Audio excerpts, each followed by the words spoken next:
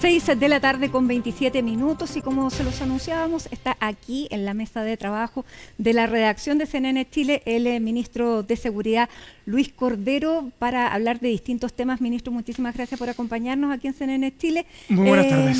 Porque tenemos dos temas bien importantes que tratar, o sea, tenemos muchos, pero en realidad los dos que nos convocan durante esta jornada, uno es presupuesto, que lo vamos a analizar, y el segundo es el caso de Bernarda Vera, esta persona que figuraba en los registros como detenida desaparecida. Su último rastro se había conocido en septiembre de 1973 y a través de un reportaje de Chilevisión aparece en Argentina, dando paso a todo tipo de especulaciones, de críticas y de dudas, y eso es lo que más nos convoca y por eso le agradecemos que esté con nosotros. No, por favor.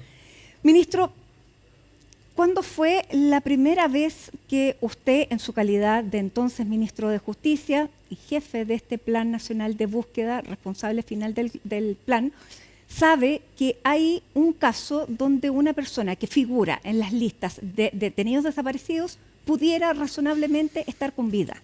A ver, si me permite brevemente, solo recordar para quienes nos están viendo lo que implica el plan, en el fondo. El plan es la primera vez en que el Estado de Chile tiene una política pública permanente para abordar los casos de desaparición forzada, enfocado principalmente en las víctimas, en sus trayectorias y en sus familiares. Eso es como, si el Estado cometió los crímenes, entonces es el Estado el que tiene que continuar con la búsqueda. Chile había abordado durante largos años la manera de su justicia transicional sobre la base de entregarle a los jueces este rol. Pero lo que hay es que el relato judicial es una parte de la historia y cómo se reconstruyen las trayectorias es una cuestión determinante, principalmente para dos cuestiones. Uno, abordar la situación con los familiares de las víctimas, y en segundo lugar también recomponer el tejido social en torno a cómo el pasado sirve también para conservar la democracia y el futuro. ¿Y esto por qué es tan relevante? Porque eso está en el diagnóstico, está en la base del plan, está en la base sobre la cual se diseñó el plan, en fin. Y por lo tanto la primera tarea era una tarea de cómo abordar la reconstrucción de las trayectorias, en el fondo, ¿no? Yo invito a quienes no han leído el plan es un decreto supremo que está arriba en el sitio web y está toda la información que tiene el Estado de Chile, cuáles eran las acciones que había tomado el Estado, cuáles son los tipos de víctimas, cómo están clasificados, etc. Entonces, el trabajo de la reconstrucción de trayectorias comenzó en enero del 2024. Se focalizaron, nosotros tenemos respecto de las víctimas, aquellas que están dentro de el informe RETIC. Recordar que en el caso del informe RETIC es el listado oficial de aquellas personas calificadas como tal, porque una legislación posterior, en la ley de reparación, señala que tienen esa condición aquellas personas que se encuentran en el tomo 2 del informe RETIC. Y la segunda son aquellas personas que no fueron calificadas por la Comisión, pero que con los años, por distintos tipos de razones y particularmente por las investigaciones judiciales, obtuvieron esa calificación. En el informe RETIC hay dos tipos, hay esencialmente, a propósito de ese informe, un conjunto de personas que presentaron sus antecedentes, familias, y que no fueron calificadas. Y entonces también había que reconstruir esas trayectorias. Y en segundo lugar, en el caso de investigaciones judiciales, en el caso de víctimas, habían algunos casos que se habían investigado y otros que habían sido sobreseídos. Le doy este contexto porque el caso de Bernarda Vera es un caso de calificación dado por el informe RETIC y por lo tanto oficializada por la ley. Pero en segundo lugar, un caso que había sido objeto de investigación pero que había sido sobreseído. Es decir, de hecho, Liquiñez, que es el caso que está asociado, que es el evento que ocurre el 10 de octubre de 1973 y que está identificado como tal en el informe RETIC, tiene condenas que estuvieron a cargo de la investigación del ministro Solís, pero donde aparece simplemente mencionada tangencialmente Bernarda Vera. Entonces, siempre se consideró que era un caso que había tenido poca investigación. Y por eso y esos casos, y como acá había que estar construyendo las trayectorias, entonces este es uno de los casos que seleccionó para eso. Hay otros también que habían sido negativas de calificación y que se ha podido identificar que son personas en las cuales habían antecedentes para calificar positivamente. La investigadora a cargo es una distinguida periodista y la académica Pascal Bonnefoy, que además... Periodista de investigación reconocida, además. Claro, entonces, ¿y por qué era tan relevante? Porque en el caso de Bernarda Vera, lo que ella comienza a trabajar, y que está en ese informe Minuta, que es de mayo del 2024, recompone un conjunto de testimonios que están fuera de las investigaciones judiciales y que permitiría, o que daba cuenta de que podían existir antecedentes que potencialmente indicarían que ella abandonó el país. Pero eran testimonios de terceros o un testimonio que se encontraba en algún libro, en fin. Y su minuta esencialmente lo que dice es, ojo, este es un caso que hay que seguir investigando, pero en segundo lugar recomienda un conjunto de acciones, entre otras, requerir información a instituciones y, entre otras, uno de los primeros antecedentes que tenía era si estaba en Argentina, en fin. Entonces, a partir de ese momento se comienzan a enviar una serie de informes. Ya, y es ahí donde usted conoce de este caso. Yo conozco de este caso y conozco el caso de Luis, el caso de Arica, que es un caso de víctima que presentó sus antecedentes, sus padres, que cuando uno revisa su carpeta pasó todas las etapas de calificación, pero que en la parte final, cuando se entrega el informe, por un error de transcripción, aparece como no calificado. Lo cual también es una tragedia, ¿no? Claro, porque pasan muchísimos años sin que tenga esa... En ambos casos, son los casos que yo recibo la información, y entonces, ok, en el caso de Bernarda Vera hay que avanzar con solicitudes de información, en el caso de Luis hay que buscar la manera de ver cómo se comunica a la familia. Entonces, ¿Cuán grave le pareció lo de Bernarda Vera, ministro? Porque en el fondo se le estaba poniendo sobre el escritorio el caso de un detenido desaparecido que podría estar en otro país. Y digamos, esa descripción es lo que siempre estuvo en voz de los que negaban los crímenes de derechos humanos, que las personas estaban vivas y que estaban fuera del país. Sí. Por eso, ¿cuán grave le pareció en ese momento esa información? O sea, era un antecedente grave para efectos de continuar con la investigación. Claro. Un caso que comienza como construcción de trayectoria requiere entonces seguir abordando eso. Entonces se enviaron oficios a una serie de organismos, a la PDI, al Registro Civil, a la atención consular, si es que ya había sido objeto de atención consular en Argentina. Pero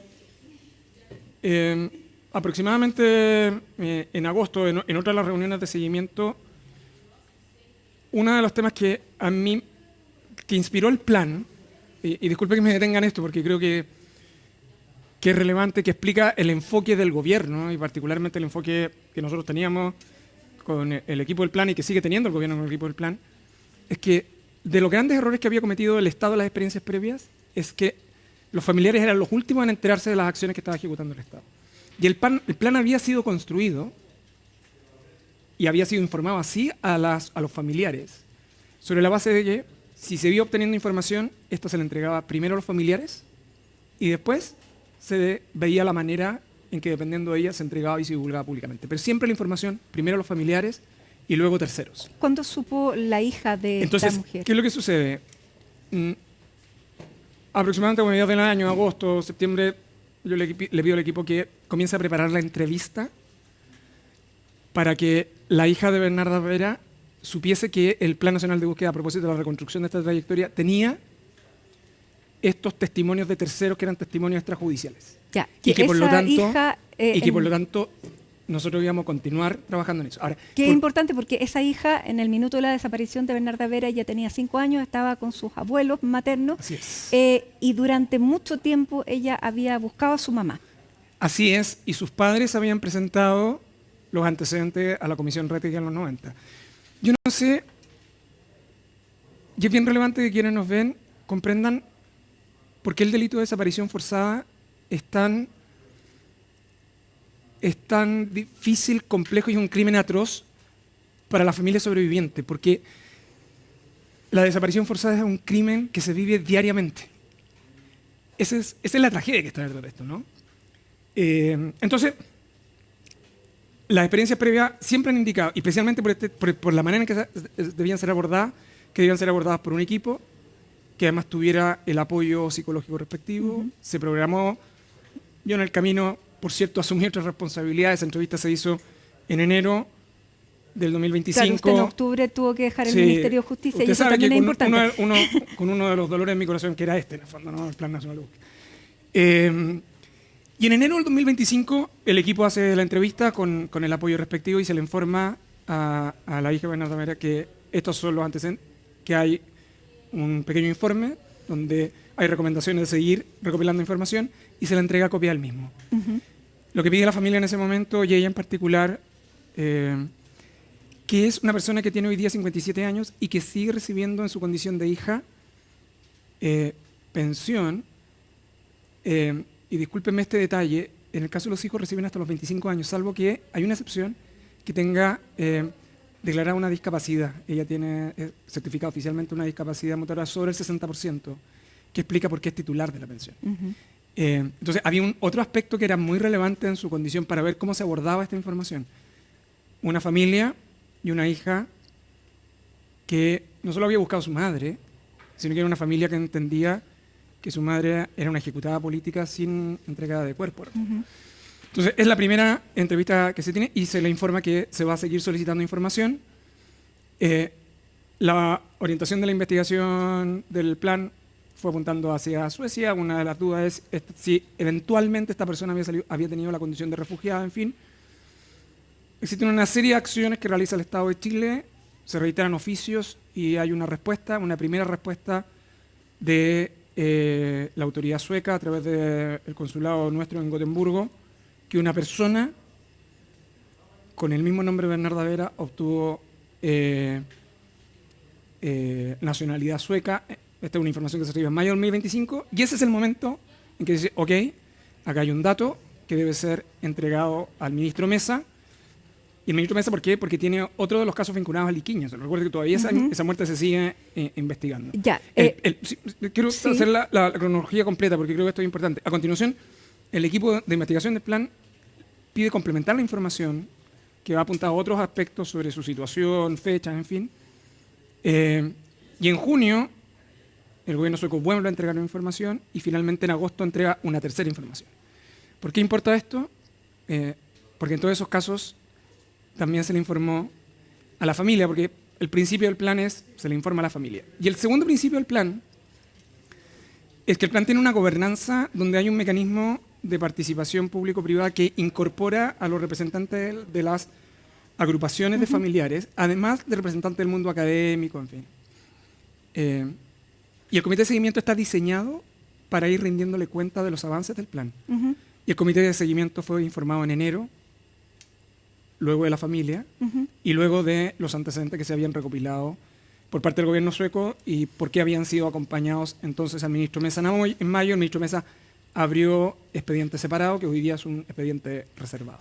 Ministro, aquí hay varias cosas, porque lo que se da a conocer a través de este reportaje no solamente es la existencia de una persona que está y que se pensaba que no estaba viva, sino que hay información que el Estado tuvo con la que no hizo lo suficiente y por la que efectivamente es un equipo periodístico el que encuentra a esta persona. Y vamos por partes. Yo podría cuestionar ese argumento. Sí, pero, y le voy a pedir que me lo cuestione, pero para ir haciendo, porque esto no solamente tiene el foco en exactamente cómo se reconstruye esa trayectoria, sino que cuando usted le entregan esta información, esta periodista Pascal Bonefoy, que es la que hace finalmente y reconstruye todo esto, la persona que está encargada de, como coordinador del Plan Nacional de Búsqueda, es el ex PDI Sandro Gaete, que era el jefe de Pascal. Él estuvo ahí ayer sentado donde está usted y él dice que en ese minuto, él dice que esto usted lo tiene que conocer porque es el encargado y él finalmente el responsable del plan de búsqueda.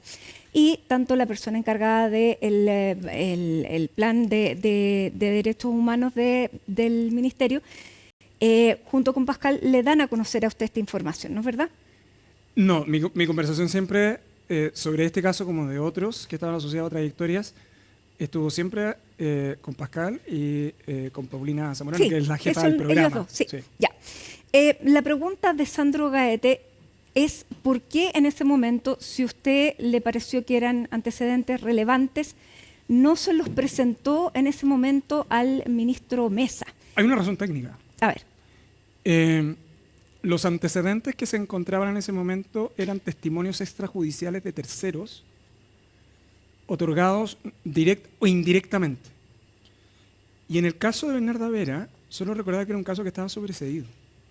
Los antecedentes para entregarle a un ministro era que siguiera investigando la situación de Bernardo Vera. Y para eso uno tiene que acompañar antecedentes adicionales a simples testimonios extrajudiciales. Porque hay un aspecto adicional. Si hubiesen entregado inmediatamente esos antecedentes, el ministro podría haber frente dicho, aquí no hay ningún antecedente nuevo que me permita poder reabrir esta investigación. Y la segunda era, entonces a los primeros que voy a citar a declarar es a la familia. Y el plan está construido sobre, primero a la familia y luego el resto de los antecedentes. Y esto es bien relevante y por eso el Estado siguió recopilando la información y cuando tuvo comunicación oficial, es decir, inmediatamente se le acompaña el ministro Mesa. Claro, porque él dice, a diferencia de lo que crea el ministro Cordero, Sandro Gaeta dice, en Chile quien resuelve si se cometieron o no delitos son los tribunales de justicia y aquí había antecedentes de que había algo anómalo. Pero ¿cuál era la anómalo? Es que hay un tema que había una persona, o sea, lo que él plantea es que había una persona desaparecida sobre la que había antecedentes verosímiles que pudiera estar viva. Y eso antecedente, no, pero él dice, si había algo que investigar, se le podría haber dado al ministro para que él emitiera una orden a la PDI para que fuera y la buscara. Yo tengo la impresión de que hay una mala comprensión en eso, en esa explicación de cómo funciona no solo el sistema antiguo, sino que cómo funcionan los jueces de dedicación exclusiva en materia de derechos humanos. De hecho, lo explica el propio Plan Nacional de Búsqueda aprobado por decreto supremo. Y por eso le pregunto, porque es súper relevante. Y la razón tiene que ver con esto, ¿no? Dada la naturaleza de la investigación. De hecho, en el caso de Bernardo Vera, una de las críticas históricas que se hizo a esa investigación era que siempre había sido una investigación insuficiente por falta de antecedentes. Entonces, si el Estado iba a pedir que cómo se mantenía y se sostenía esa investigación, era con antecedentes adicionales sólidos. Esos antecedentes adicionales sólidos el Estado los obtuvo en mayo del 2025. Porque siempre hubo antecedentes contradictorios. Así Primero es. Que había muerto acá, donde habían muerto otras personas, por lo que era verosímil, o que había muerto en Argentina, Así en Tucumán, en un enfrentamiento. Y siempre esa fue una investigación que nunca estuvo... De hecho, una de las críticas históricas del mundo de derechos humanos a esa investigación era que nunca había sido una investigación acabada en torno a ese evento. De hecho, como lo describe el propio informe Reti, es relevante en el fondo. Ahora, ¿por qué esto importa? Porque la investigación del caso de Bernardo Vera comienza en rigor en mayo del 2024. Y hasta antes que pasara cualquier cosa, la familia, esto estaba informada en enero del 2025. Y hasta antes que a alguien probablemente, no sé, se le ocurriera hacer un reportaje sobre esto, Chile ya había pedido información al gobierno sueco. De hecho, yo creo que hay antecedentes y trazabilidad suficiente para demostrar cómo el Estado de Chile no solo fue proactivo, sino que fue especialmente prudente en la manera en que estaba recopilando la información y especialmente cuidadoso también en un foco central sobre cómo comunicarle a la familia y especialmente a su hija. Vamos al tema del reportaje. 5 años, haber tenido una vida y que llega unos funcionarios del Estado diciéndole, ¿sabe qué? Estamos investigando sobre la situación de su madre, pero en verdad es porque hay indicios, antecedentes, testimonios extrajudiciales que podrían dar cuenta de que su destino podría ser distinto y nosotros vamos a seguir en eso. Esa comunicación es una comunicación difícil. Bueno, sobre todo cuando en el tema de derechos humanos se han cometido tantas equivocaciones partiendo de la identificación del patio 29. ¿Y sabe por qué es tan importante? Y yo le agradezco ese punto, porque por eso el plan tiene el enfoque primero a las familias y después al resto. Porque, y disculpe que me salga un poco del libreto, uno de los grandes esfuerzos que tuvo que hacer el gobierno, en mi condición de representante del Estado frente a los familiares, era cómo los familiares volvían a creer en el Estado que iba a hacer un trabajo serio en esto. Que hoy día también están nuevamente... Entonces, y la manera de mostrarle eso es si iba a avanzar en las trayectorias. Y yo creo que sin Plan Nacional de Búsqueda, este caso, o el caso de Luis, hubieran sido imposibles poder avanzar. Y yo creo que con las virtudes, pero también con los momentos difíciles, el plan sigue cumpliendo su objetivo y sobre todo sigue focalizando en la verdad, en la protección de los familiares y en una manera también de comprender nuestra historia para cuidar el futuro. Y yo creo que eso no hay que perderlo de perspectiva, porque también en los momentos difíciles son cuando las sociedades son capaces de abordar razonablemente bien sus traumas colectivos.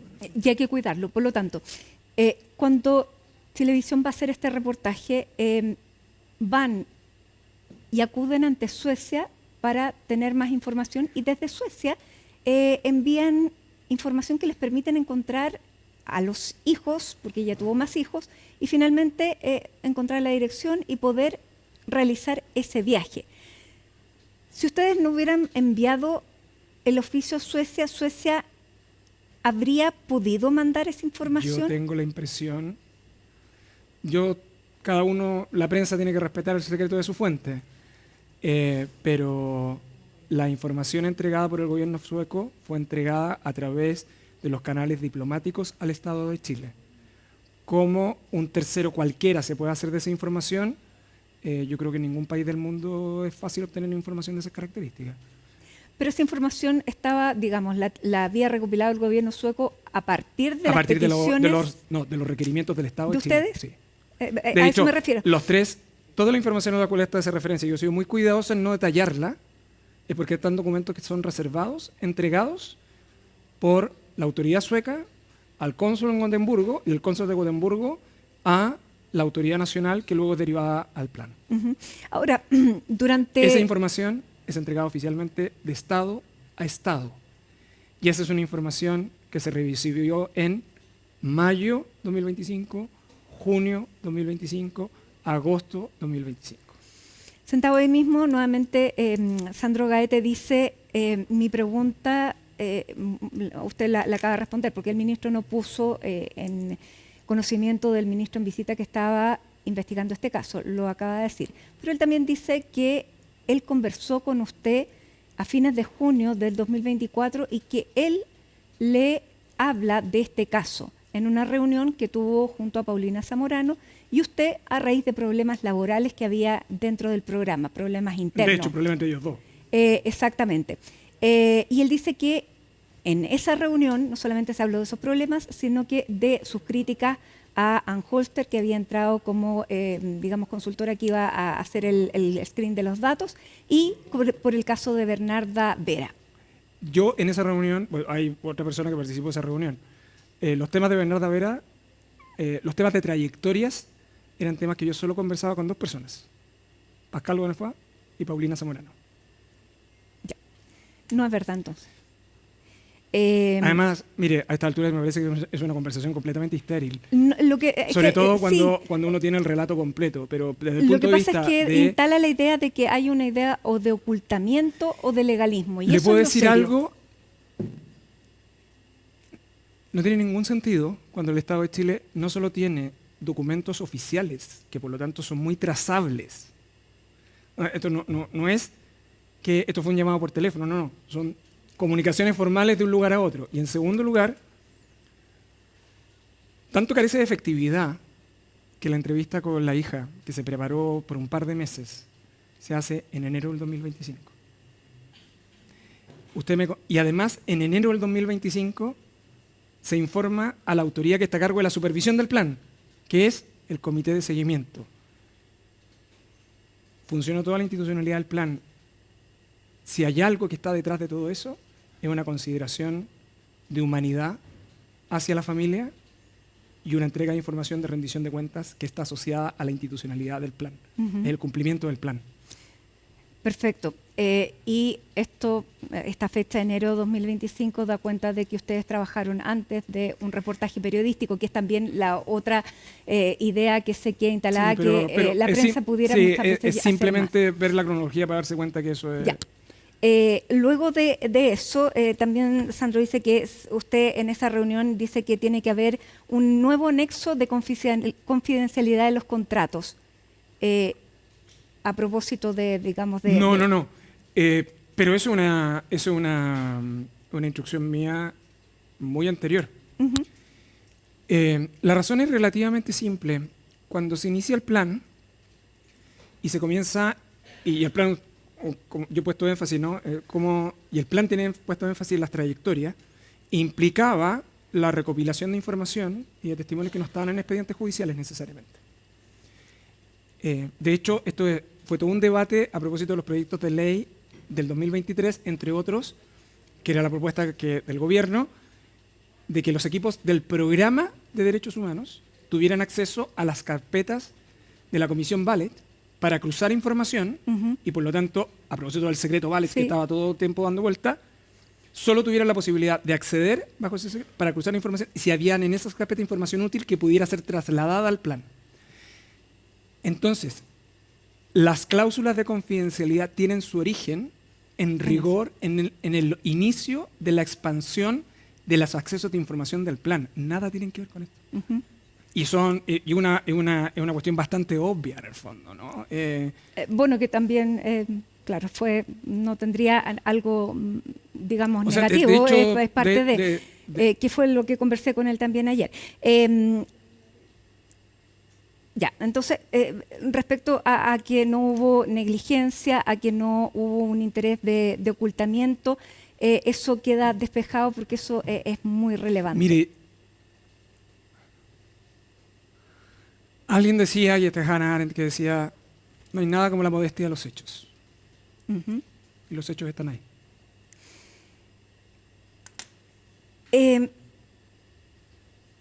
Perfecto. ¿Qué pasa hoy día? Porque también hay la otro lado de la medalla es que comienzan a decir por qué tampoco se cuidaron los recursos públicos, porque al haber una pensión asociada a una víctima de desaparición forzosa, hay un dinero que se está otorgando que no debería estarse otorgando. Sí, lo que pasa es que recuerde que lo que hoy día nosotros tenemos son antecedentes que hacen plausible una investigación que está en curso. ¿Ya? Nosotros hoy día no tenemos una certeza de que la persona que actualmente se encuentra en Argentina sea efectivamente Bernardo Vera. Lo que tenemos son antecedentes que se han ido recopilando, que el Estado de Chile ha obtenido, que le han sido entregados a partir del gobierno sueco, que permiten seguir orientando para verificar si la persona que se encuentra ahí es efectivamente Bernardo Vera. Ya, porque hoy día el diputado Araya dice la persona sigue apareciendo como detenida desaparecida, y eso lo tiene que determinar por una razón muy simple, un pero tribunal. además sí, porque el Congreso ha discutido en otro momento, una oportunidad, en algún momento, a propósito de un proyecto de ley, de hecho se discutió la posibilidad de que esto se pudiera hacer de correcciones por vía administrativa, porque en el caso de Luis podríamos hacerlo por vía de corrección administrativa. Es un caso en que debería haber sido calificado favorablemente y no. Entonces, ¿cuál es el problema que nosotros tenemos en Chile? Que el listado de víctimas del informe Rettig está consolidado legalmente por la ley de reparación. La ley lo que dice es, se consideran víctimas aquellas que se encuentran en el listado del tomo 2 del informe Rettig. Por lo tanto, no hay la única manera en que una persona tenga la calificación, si no está en el informe Rettig, es por sentencia judicial. Por eso hay un número de víctimas que se han agregado, pero se han agregado porque han sido los jueces que en investigaciones los han calificado como tales, producto de las investigaciones y la determinación de responsabilidades. Y en este caso, para que suceda algo así, se necesita una resolución judicial. Pero lo que yo sí le puedo decir, Matilda, esta es mi convicción personal, es que en el caso, y por eso yo sí he insistido tanto en ser prudente y cuidadoso con la familia y especialmente con su hija, es que no hay ningún antecedente que llegue a sostener, especialmente la forma en que se formó la Comisión Rettig, de que los antecedentes que proporcionaron sus padres para la calificación fueron entregados falsamente. Y en segundo lugar, con menor razón en el caso de su hija, ella ha percibido una pensión respecto de la cual ella hubiese tenido conocimiento de que existía algún antecedente que fuera falso. Entonces, por eso creo que el resguardo de la familia, el resguardo de la hija es especialmente relevante por una razón de humanidad, pero en segundo lugar es porque ella tiene una causa legítima de pago de su pensión que solo puede ser potencialmente revertida por una decisión judicial. Pero yo creo que es muy relevante despejar. Claro, hasta ahora no. Que no solo que hasta ahora no, sino que hasta ahora ella percibió una pensión en la convicción del Estado y de la familia de que su madre es víctima de desaparición forzada. Y yo creo que eso, en el contexto, es conveniente no perderlo de vista. Ministro, para seguir avanzando, ¿no? Está este tema. Lo otro, a raíz de esto salen muchas críticas. El diputado y candidato Johannes Kaiser presenta además hoy día un proyecto para otorgar los recursos al Servicio Médico Legal para que pueda terminar de identificar los restos, las osamentas que hay en el Instituto Médico Legal, y aparentemente no hay información de lo que se va haciendo, de lo que ha ido haciendo el Servicio Médico Legal, de cuál es el trabajo que tiene, porque entendemos que, no sé si el 100%, pero ese trabajo está hecho. A ver, hay varias cosas, porque esta es una iniciativa que tiene el diputado Kaiser, que yo lo he conversado con él como del 2023. De hecho, yo quiero ser bien justo con él. Y cuando se habla de diputado de oposición, mi experiencia para el propósito de la elaboración del plan y el lanzamiento del plan, yo, de todas las conversaciones públicas y privadas, muchas privadas que yo tuve con miembros de instituciones distintas y miembros de la oposición, yo nunca tuve una resistencia para el Plan Nacional de Búsqueda. Yo creo que, por el contrario, siempre la oposición manifestó colaboración con el mismo. Y en el caso del diputado Kaiser, esta es una idea muy antigua que él tiene. ¿Por qué? Porque hoy día el Servicio Médico Legal descansa sobre la base que pericia de acuerdo a la instrucción judicial.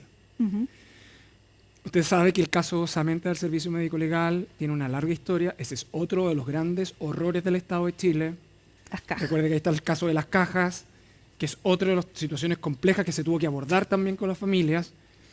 Y todas esas pericias descansan en instrucciones judiciales. Entonces, esta es una iniciativa que el diputado Kaiser tiene hace un tiempo, y me parece una iniciativa que no es solo recursos, en el fondo. Detrás de eso lo que está es, ¿por qué no le entregamos al Servicio Médico Legal la facultad de periciar sin orden judicial aquellas osamentas que se encuentran en el Servicio Médico Legal? Es más que recursos. Bueno, pero sería más, pero por cierto, o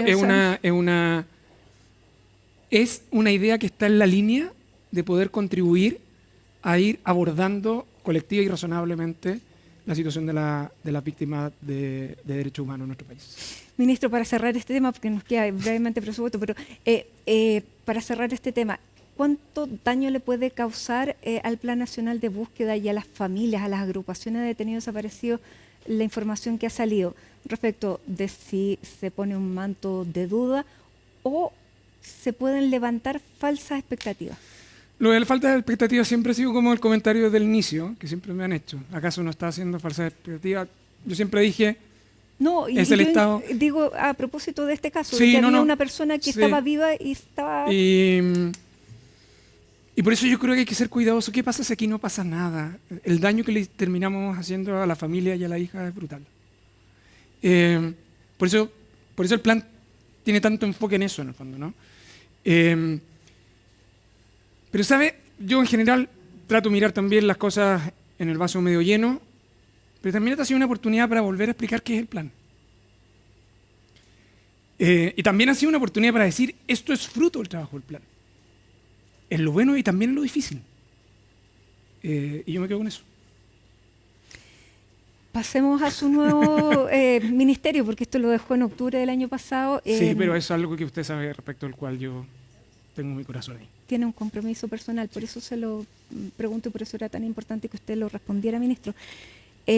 Vámonos con el presupuesto, porque bueno, hay varias cosas, porque durante esta jornada, el día de ayer más bien, hubo una resolución de la Contraloría que finalmente le da como estructura y legalidad al ministerio que usted está encabezando y que va a permitir las coordinaciones para que tenga la funcionalidad para la que fue creada, y esa es una noticia importante. Me imagino que vamos a conocer detalles de eso, cómo se traduce en los próximos días. Sí, bueno, es una gran noticia porque más que la creación del reglamento interno del ministerio, es de la creación del sistema de seguridad pública. Yo lo he explicado en otra oportunidad. La gran apuesta del Estado de Chile no es simplemente haber creado un casillero en la administración pública a cargo de seguridad, sino que en la gestión de un sistema de seguridad pública que coordina el ministerio. Y ese reglamento tiene tres partes. Es la creación del sistema y los subsistemas de seguridad pública. La segunda tiene que ver con el tratamiento de los datos. Este es un ministerio que tiene facultades muy relevantes para requerir información de las instituciones, incluyendo la reservada para fines de seguridad pública. Y en tercer lugar, permite la instalación de una institución que va a ser muy importante para la seguridad pública, que es el Centro Integrado de Coordinación Policial, a cargo de un oficial general. El primero va a ser un general de Carabineros de Chile, que es un organismo que está dentro del Ministerio de Seguridad Pública, una especie como de Estado Mayor Conjunto de las policías, que tiene por propósito asesorar al Ministerio, pero sobre todo abordar operaciones policiales complejas y evaluaciones de riesgo. Con esto termina por ir consolidándose orgánicamente lo que es la gran apuesta del Ministerio de Seguridad Pública, que es su modelo de gestión en materia de seguridad pública. Parte del ejercicio del trabajo conjunto ya se venía abordando previamente y creo que todos han visto sus resultados. El trabajo conjunto coordinado de la Policía de Investigaciones con Carabineros ha permitido 2 operativos nacionales, implica una presencia estatal muy relevante. SIGPOL va a permitir profundizar ese tipo de aspectos, pero también tener una dimensión mucho más estratégica en la visión de la gestión en materia de seguridad. Ya, para eso se necesita plata. Plata, sí. Ya, y hoy día el presidente va a presentar en cadena nacional la Sí. ley de presupuesto. Se dijo extraoficialmente hace un par de semanas atrás que había una disminución para seguridad. Sin embargo, no es lo que hemos reporteado. Sí. ¿Qué es lo que espera usted o lo que tiene en Los anuncios perspectiva? los va a dar el presidente. Yo siempre he dicho que el Ministerio de Hacienda nunca me ha notificado una disminución del presupuesto. Yo solo puedo decir que el presupuesto en materia de seguridad en esta administración se ha aumentado como no lo había hecho hasta ahora el Estado de Chile. Pero lo ha mirado, así como lo ha mirado desde el punto de vista de gestión, como un sistema y no como un sector solamente. En materia del presupuesto también ha sido abordado desde el punto de vista de sistema. Ya estaba antes, o sea, el presupuesto que ha ido creciendo más de un 15%, el presidente va a dar detalles hoy día en torno a todo el presupuesto, pero sin duda,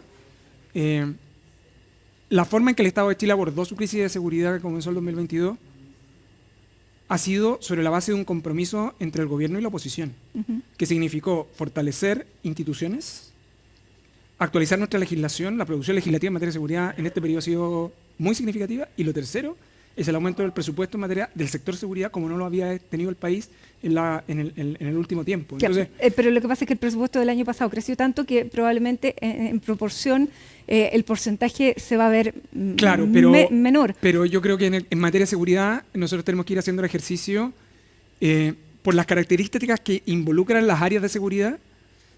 No solo me estoy refiriendo a Carabineros, la Policía de Investigaciones, también la inversión que hacemos en Gendarmería o aquello que está vinculado al Ministerio Público, en una dimensión más que anual.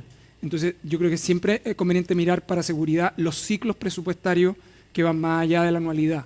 No lo digo solo por esta administración, lo digo también en el largo plazo, porque las inversiones, imagínense lo que significa actualizar medios tecnológicos y sobre todo medios de intervención como, no sé, vehículos blindados, medios tecnológicos disponibles para intervenciones en ambas policías, o la construcción de centros penitenciarios para una década. Uno no los puede anualizar, tiene que ir mirando el crecimiento de seguridad en periodos más largos. Por eso es importante mirar el periodo de esta administración en global en ese sentido. Ya, pero no se va a quedar con menos recursos, que era lo que se temía en un principio. No. Y lo segundo es que, de acuerdo al reporte de nosotros, el presupuesto en total para seguridad, más allá de lo que crezca de un año para otro, está en torno al 18%, y eso es destinar que prácticamente de todo el presupuesto nacional un 20% se vaya, un quinto se va a seguridad. Hay que escuchar al presidente hoy día en cadena nacional. Ya, pero se le ve esperanzado. No, yo creo que, más que estoy esperanzado, el haber sacado seguridad a la moneda, no solo haber creado un sector, es también la convicción de que la seguridad pública no es simplemente orden público, no es simplemente policía, es una manera también de abordar las vulnerabilidades y la desigualdad, y que es una política de Estado. Y yo creo que así lo tenemos que mirar. Lo que hoy día estamos haciendo y lo que se está trabajando en este ámbito va a seguir en el largo plazo. Cuando usted ve, más allá de las estridencias que pueden existir en el lenguaje de las elecciones, más o menos los candidatos y candidatas están abordando los 4 aspectos centrales, ¿no?, que están vinculados a prevención y factores de riesgo, intervención policial, eficacia del sistema de persecución penal, migración, y por cierto, lo que está asociado a la gestión del sistema penitenciario. Usted podrá tener mayor o menor estridencia, pero más o menos el país está avanzando en esos 4 aspectos en una agenda también compartida. Yo sé que en tiempo de elecciones decir que hay acuerdo probablemente no rinde electoralmente, pero yo creo que Chile tiene que sentirse orgulloso que durante este periodo el gobierno y la oposición lograron acuerdos que han sido muy relevantes para el largo plazo del país. Y finalmente, ministro, en el plano de la seguridad de las cárceles está el ministro, el segundo ministro que está amenazado de muerte, el primero fue usted. También están amenazados alcaides. Sí. Por lo tanto, ¿cuál es la preocupación real? ¿Qué tan graves son estas amenazas? ¿Qué tan, digamos, distintas a las amenazas anteriores? Son extremadamente graves. La simple existencia de una amenaza contra una autoridad a propósito de la función que desempeña, especialmente en un ámbito como la seguridad, es grave en sí mismo. De hecho, una de las razones por las cuales se persistió en continuar el caso de las amenazas que me afectaron a mí y al exdirector de Gendarmería era también la señal que se debía dar. Ese es un caso que tuvo condena. En el caso de las amenazas al ministro Gajardo se va a mantener el mismo criterio. En el caso de los alcaides que han sido amenazados, en este caso no por la vía digital, sino que Coronas de flores. Hay investigaciones que dan cuenta también de ciertas complejidades, ¿no? Y yo creo que también tiene que ver con ir revisando el funcionamiento interno de las instituciones. En eso el nuevo director de Gendarmería está muy comprometido. Yo a él lo conozco en mi etapa previa. No solo es un gran funcionario de carrera, sino que yo creo que es una persona que tiene la doctrina institucional de Gendarmería y que la refleja en su voz de mando permanentemente. Entonces, por eso este tipo de amenazas son no solo inadmisibles, sino que tienen que perseguir y obtener sus resultados hasta el final. Por una cosa, Matilde, porque no podemos tolerar las amenazas, aún las que sean en medios digitales, porque llega un momento en que esa amenaza virtual se transforma en una agresión física real. Sobrepasar ese umbral es algo que el país no se puede permitir, que ya ha sucedido en otros países y que nosotros estamos en oportunidad de atajar. Ministro Luis Cordero, muchísimas gracias por estar aquí con nosotros en CNN Chile. Que tenga una buena jornada, esperamos que se le viene el presupuesto. Y bueno, y nosotros hacemos una pausa en Hoy es Noticia, ya estamos de regreso. Nos vamos con una imagen de Concepción, la capital del Biobío, a esta hora de la tarde, cielos absolutamente despejados, y ya regresamos.